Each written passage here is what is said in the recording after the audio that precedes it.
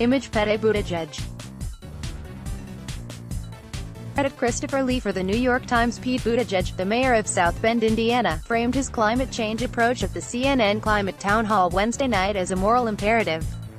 The real conversation we've got to have is about what's at stake here beyond the traditional battle lines that have been drawn, he said, mentioning national security and faith, an area where he has presented himself as particularly able to speak to conservative Americans. If you believe that God is watching, as humanity spews pollutants, what do you think God thinks of that? He asked. This is less and less about the planet as an abstract thing and more about specific people suffering specific harm because of what we're doing right now.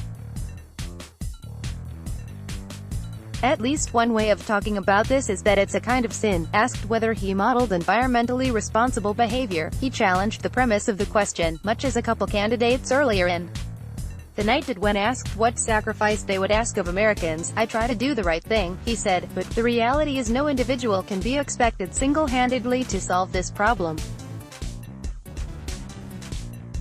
It's going to require national action.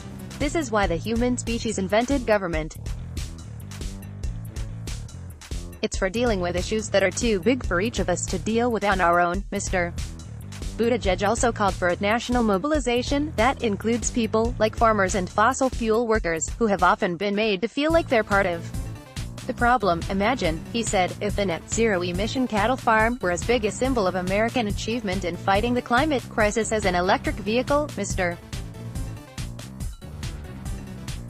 Buttigieg suggested that as president, he would set aggressive goals but let Americans, both individuals and industries, figure out exactly how to reach them.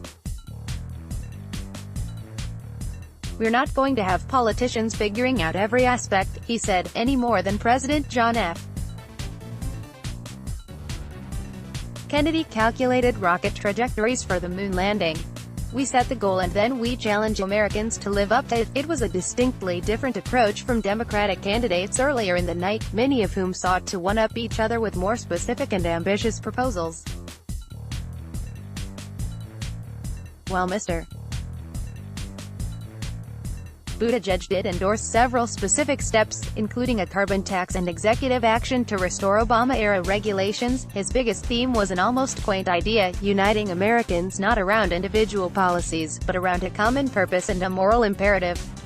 There are a number of candidates in the presidential race who are unlikely to be alive come 2050, which many candidates, including Mr. Buttigieg, have set as a deadline for fully decarbonizing.